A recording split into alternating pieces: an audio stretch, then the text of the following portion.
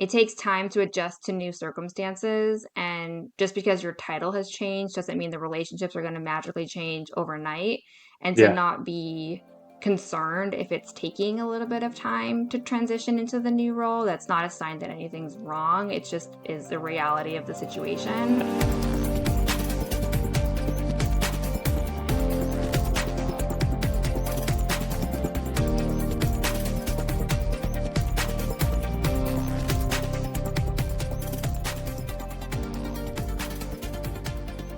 There are a lot of different flavors of leaders in a lot of organizations. Are you a people leader or a program leader? Were you promoted within the company or hired from outside the company? All of these flavors have slightly different responsibilities, but we often treat them all the same when it comes to leadership development programs. That can often be a problem, and that's why I'm especially excited for today's conversation. My guest today is Emma Strong, the Senior Learning and Development Program Manager at Veritex Legal Solutions. She recently created a new leadership development program for her company. And in this program, they actually split it into several different tracks so that each of those flavors could just go to the things that mattered to them. And they didn't get caught up in the many other requirements that didn't apply to them. In this conversation, we really walk through all the different tracks that they decided to create, why they created them, and then what the key lessons were that they were hoping to give to people from each one of those different tracks. It's a really great conversation that if you are a new manager, I think there's going to be a lot for you to think about of reflecting on your specific situation and which of these lessons might apply to you. And then if you're an HR or L&D person, I think this conversation provides an excellent roadmap that you can apply to your leadership development programs. Before we get into the conversation, I do want to remind you that if this is your first time listening to the show, please make sure you subscribe so you never miss a future episode. And if you happen to be someone who is responsible for leadership development in your organization, I would love to talk with you. You can reach out to me through Matt at bettereverydaystudios.com so we can have a conversation about how we can make your leaders better for your organization. With that, let's get into the conversation with Emma Strong. Emma, welcome to the Leadership Launchpad. How are you doing today? I'm great. How are you? I'm fantastic. It's been a kind of a chaotic week, but it's going well. I'm really excited for this conversation. You and I connected a couple of months ago at the Association for Talent Development Conference, and you were at that point in the midst of having launched a new leadership development program, and I think it's done now, right? Yeah, that's right. It's done now. Awesome, awesome. And the reason why I wanted to chat with you about it is because it sounds like you really broke apart the development program into several cohorts that is different or maybe more precise than I had ever heard. And so for anybody listening, like the reason why I'm excited to have this conversation is because I think as you and I talk through kind of the different branches that you had for your leadership development program, I think most people, when they're getting promoted, or even if they do have a development program in their company, it might be one uniform development program. And I think my hope is that this conversation will give people an opportunity to kind of think about which of these situations am I in, and what does that mean for me? Like if this is my situation, what are the individual things? So I think if we could start off with it, how did you break apart the leadership development? Tell me some of the details about the leadership development program. Yeah, absolutely. So first of all, this program was specifically for new managers and leaders. So the common thread for all of them is that they were either promoted after the what was the end of the 2024 performance management cycle, or they were hired in at some point during 2024 into their Okay. roles, whether they were hired internally or from externally. They had been in their leadership role for less than a year, or they were very recently promoted. So that was a commonality that they all had. But then within that, we have some differentiation. So we have team leads, managers, and supervisors at my company. And then above that, we have directors and VPs and all that. But this was Sure. specifically for team leads, managers, and supervisors. the team leads don't have direct reports, but they have a leadership role on their team. So that's one category. Managers and supervisors usually have direct reports, but sometimes don't. And then the other piece that we took into account was how someone arrived in their leadership position. So were they promoted from within their existing team? And so they're now in Yeah. a leadership position relative to people that used to be their peers? Or were they from another team from outside the organization and therefore they're managing people who they did not used to be peers with? Yeah. So those were the factors that we took into account when forming the different tracks. So essentially, the way it worked was kind of a phased program. We started with a session called Colleague to Leader, which was for those folks that were promoted from within their existing teams and was all about managing former peers because that's a very Yeah. unique and can be challenging situation. Yeah. Then we moved on to more kind of general leadership skills that everybody was included in. So, basic leadership expectations for the organization, inclusive communication as a leader, and just general like support and resources for people leaders. So, things like, health and well being, who to go to with different types of questions, all that kind of stuff. Um, and then we moved on to the third phase, which was specifically for folks who have direct reports. So that was only managers and supervisors with direct reports. That got into the more technical leadership skills like leaves of absence, performance management, and building team culture as a manager when you are the one that's directly managing these folks. Got So it. that's the basic outline of how it went. And so people kind of came in and out of those sessions as needed based on their situation. Yeah. Yeah. I love all that. I think I kind of want to go through almost line by line through each one of those. I mean, I want to start with that team lead because as I was telling you before, I think in my experience, especially in kind of manufacturing environments, it's very, very common for there to be a team lead who's often the like most senior person of the group. They know the most of the area. They know how every machine operates or whatever, but they do not have any of the traditional, direct line manager functions. So they're not completing performance reviews or any of that kind of stuff. Somebody else is doing that. So for your situation, what did it mean? What does it mean to be a team lead, and what are some of the things that you made sure they had? What are some of the skills that you made sure they had? Yeah, that's a really good question. And it's actually something that we're still kind of in the process of defining Sure. as an organization. That was sort of revealed while we were developing this program that it's Yeah. not uniform what a team lead means across the company. So I think that's an area where we could get some more clarity probably. But it's exactly what you're saying, where the team leads have that leadership role within their team, but they're not the direct manager for anybody. So they might be giving people feedback, they might be delegating work, they might be providing examples or training people, but they're not doing those like formal management capabilities. And so we really focused in on the kind of interpersonal skills needed. Most of the team leads were promoted from within their teams, so most of them Yeah. were in that colleague to leader session as well. I'm sure very So I think common. that helped lay a good foundation. We had a guest speaker who was kind of someone who had been in their shoes the year prior, came and talked to them about how she navigated that situation of being promoted from within the team to a team lead role. That was really valuable, I think, to hear that perspective from someone who's been there very recently. And I think one thing that also helped is we actually had a couple of assignments within the learning management system that folks completed with their managers. So the one that the team leads did was actually an expectations worksheet. I love So this. we basically broke down the expectations for team leads, what their kind of competency areas or capabilities are supposed to be. And then each competency had like a few bullet points underneath it of like, you know, um, feedback looks like this. And there's like a few different bullet points of like what feedback is.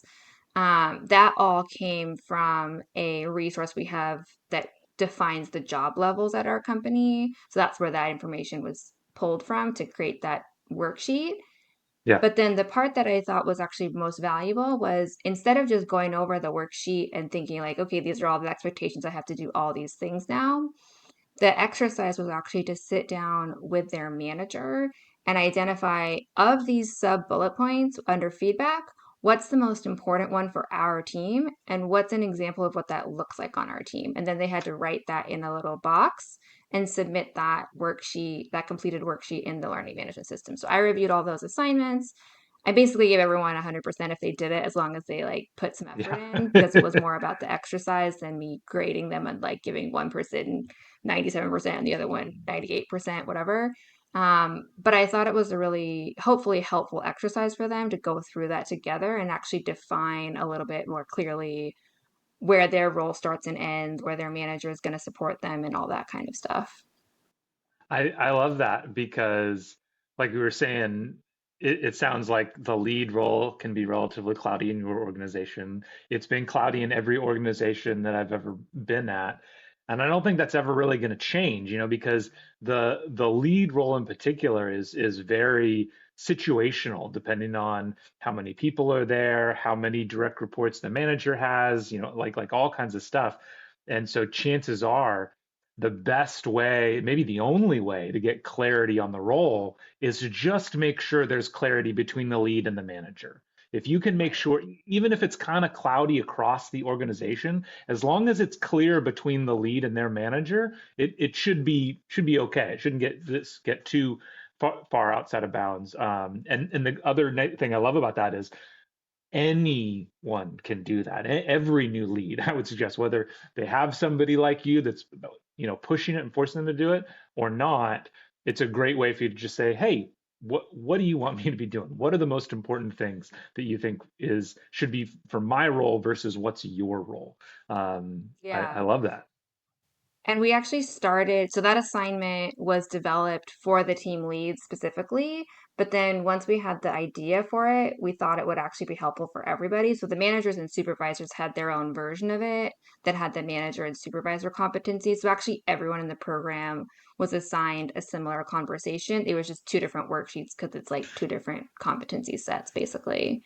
Sure. But it was developed with the team leads in mind initially for exactly the reasons that you're saying, because that has been cloudy, and we've heard that before from folks that it's not clear where their responsibilities start and where their managers, start and end and all that, Yeah. as far as who should be doing what on the team. Yeah. So there was that expectation setting, a lot of, I'm going to call it like influence without authority almost. Kind of, it sounds like training. Any other big key skills for kind of the lead level? I mean, the other one that we really wanted to include was the inclusive communication session, Hmm. and that was Hmm.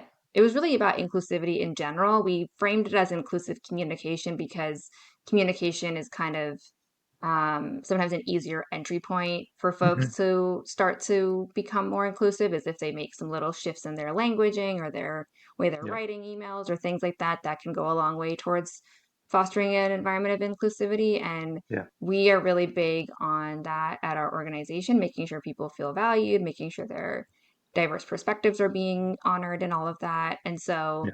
we actually partnered with we have a DEI committee that's an employee-led committee, and then we have a subcommittee on education and training with the Hmm. DEI lens. I'm actually conveniently part of that committee. That Yeah. I help Nice. run that committee, that subcommittee, and then I worked with that team of uh, staff members to create an inclusive communication for leaders session that they facilitated for these Okay. leaders. So that Okay. was the other big piece, was helping the leaders think through like their own lens, how their lens might differ from other people's lenses, and just ways to cultivate a more inclusive environment as a leader, because that's something that whether you're a team lead or a VP, like you can all impact that. So Yeah. yeah. Yeah. Awesome. Managers and supervisors. First off, I guess, and I'm sure this is also going to be very situational. Every company is going to be different. But for you, what was the difference between manager and supervisor? Between the two, Yeah, the manager and the supervisor, yeah. is actually an interesting question that I don't even fully know the answer to. For this program, Okay, we kind of lump them together. perfect, perfect, I think it depends more so um, like the structure within the region, which title sure, people end up getting, because yeah, we're a company that's all across the United States and Canada. We grow a lot via acquisition, so we're a big company made up of many, many smaller companies. yep, So the structure in each region can be pretty different. So I think partly why those two titles exist, they have a lot of overlap, obviously. yeah. That's why we lump them together. But I think that part of it has to do with like regional differences and things like that.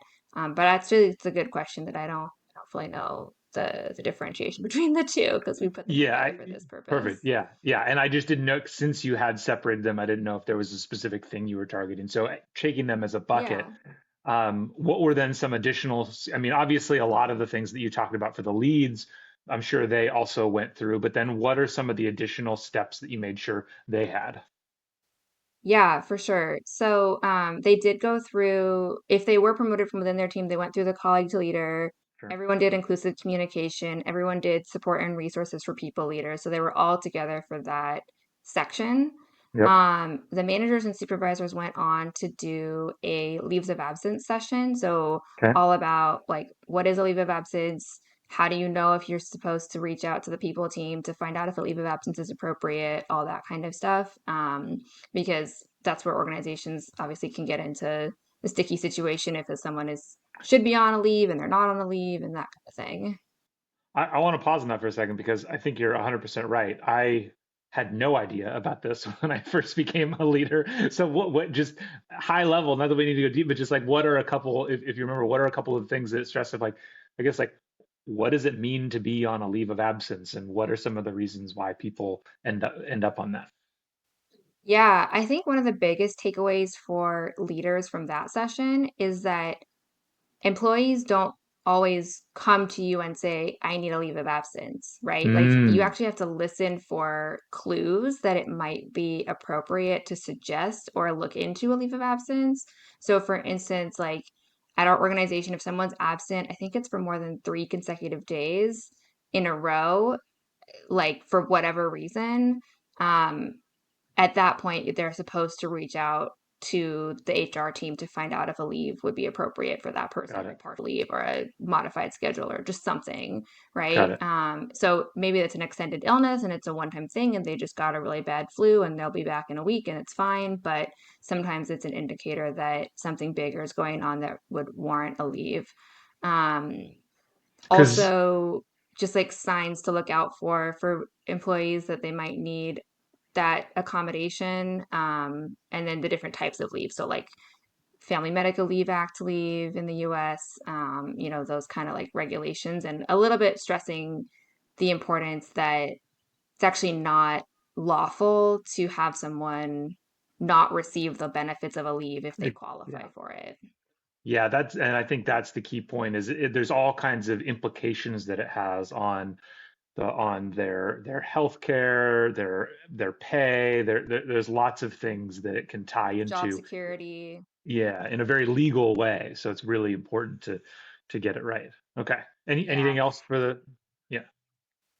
For that session, no, but that kind of makes me think of something that we were trying to balance throughout this whole program, which is the balance between protecting the organization's interests and giving people applicable skills to Mm, be effective in their roles. Because both of those pieces are really important, and yeah, the like what to do and not to do from like a legal compliance perspective can't be overlooked. yeah, But if you have a whole program based around that and that's all you're doing, it can be pretty dry and yeah, not like relatable for people. yeah, So that's something we really tried to balance out was like the compliance pieces that were required to be covered, but also the developmental side of like the more interpersonal skills, like the inclusivity and the communication skills and those kind of things.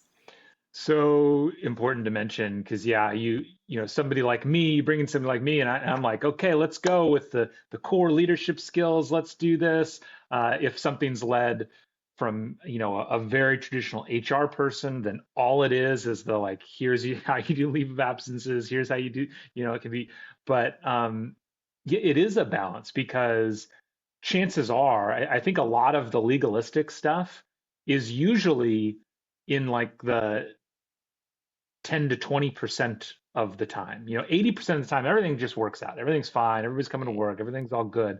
But that 10 to 20% is where, as you say, the problems lie. And Mhm. managers can get in a lot of trouble. The company can get in a lot of trouble if they don't know how to handle those edge cases. So I love that you were trying to balance or making sure you were balancing that because it's something that very often can be off the mark. But for managers, it's like this is why it can be dry, but there are some of these topics that are really critical to be covered.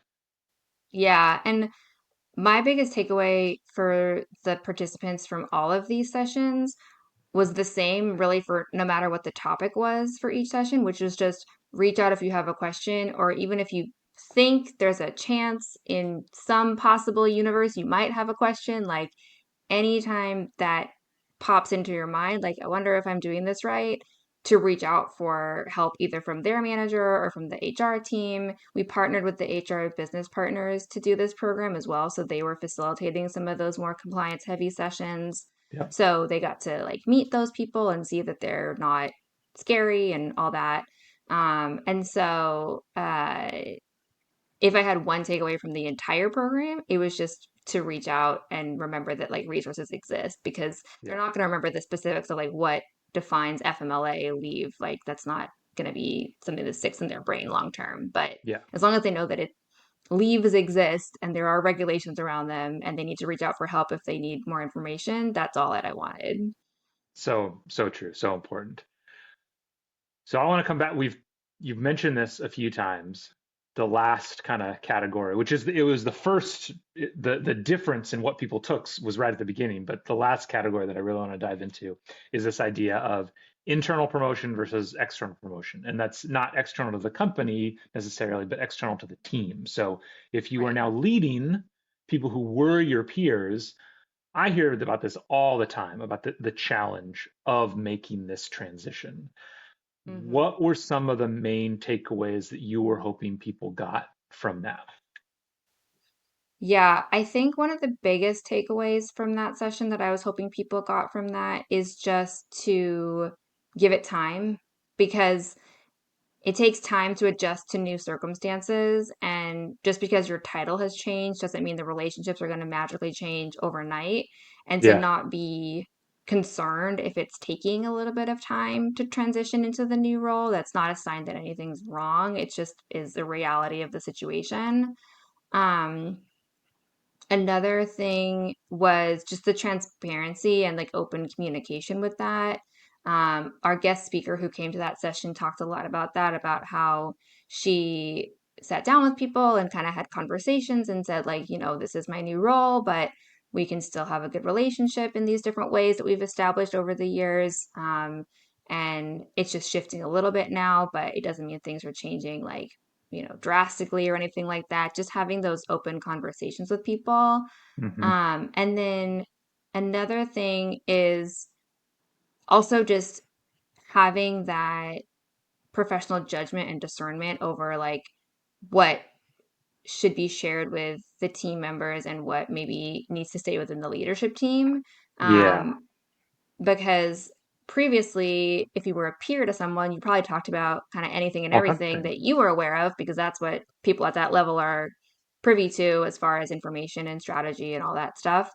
Hmm. And then once you step into any kind of leadership role, whether it's a team lead or a manager or anything, you might be getting information about folks or situations that you didn't have access to before and Hmm. understanding like what should and shouldn't be shared down the line. I think was an important piece that was brought up in that session as well, of just like thinking that through and having those judgment calls about what makes sense to communicate with other folks and what makes sense to keep within the leadership team.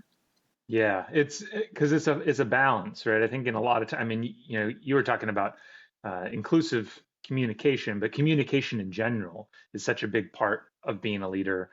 We try to be transparent. We want to set the context. We want to give people as much information as we can, but that doesn't mean all the information. Right. And yeah, they're definitely, and this is probably another one where you're the best guidance is to not make the decision yourself. If you're ever unsure, ask your boss.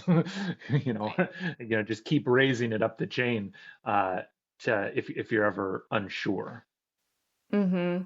The other thing that I'm hoping people took away from this program, regardless of what role they were in, is that like no one's going to do it perfectly the first time either, Yeah, right? We talked about that too, that like it will take time to adjust to a new role, whether it's with former peers or a new team or anything like that. And so, again, to not be like so caught up in like doing it like right or wrong, quote unquote, but just like doing your best to apply the tools and the resources and like reach out for support when needed and that and like have a mindset of more like the continuous improvement kind of mindset versus like a yeah, perfectionistic mindset.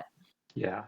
That's a really important one because especially I'm thinking of anybody who's at an organization that maybe doesn't have a lot of formal support for this promotion. Really, I think the thing that keeps people from raising their hand and seeking out help is this idea that I'm supposed to already know this. I got promoted, Hmm. which means I'm supposed to have all these answers. And if you can shed that and do something as simple as have a good relationship with someone in HR that you can maybe have a monthly or semi-monthly meeting with, or just, get to know them well enough that you feel comfortable going to them with questions, and then having a good relationship with your direct boss where you can ask these same questions as well.